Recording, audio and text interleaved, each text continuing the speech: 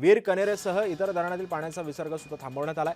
कोयना धरणातील पाणीसाठ्यामध्ये आता वाढ झालेली आहे। सातारा जिल्ह्यामध्ये पश्चिम भागामध्ये गेल्या 5 दिवसापासून अक्षरशः धुमाकूळ घालणाऱ्या या मुसळधार पावसाचा जोर आता काहीसा ओसरताना सुद्धा दिसतोय। सततच्या पावसामुळे अनेक गावांमध्ये स्थलांतर आणि पुनर्वसनाची प्रक्रिया सुद्धा सुरू झालेली असतानाच आता पावसाचा वेग कमी झाल्यानं नागरिकांना मोठा दिलासा मिळाला आहे। सातारा जिल्ह्यामध्ये सह्याद्रीच्या पर्वतरांगामध्ये गेल्या 5-6 दिवसापासून पावसानं अक्षरशः धुमाकूळ घातलेला होता, परंतु आता गेल्या कालपासून पावसाचा जोर कमी झालेला पाहायला मिळत आहे। सह्याद्रीच्या पर्वतरांगामध्ये जे असलेलं महाबळेश्वर असू द्या, जोर असू द्या, या ठिकाणी 550 मिलीमीटर पावसाची नोंद झालेली आपण पाहिलेली आहे।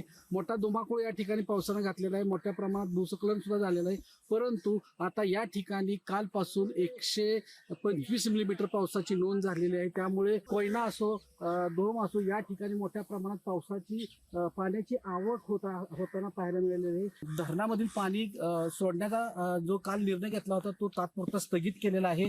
त्यामुळे आता या धरणातून पाणी नदीपात्रात सोडलं जाणार नाही, त्यामुळे नागरिकांना काही प्रमाणात दिलासा मिळालेला आहे।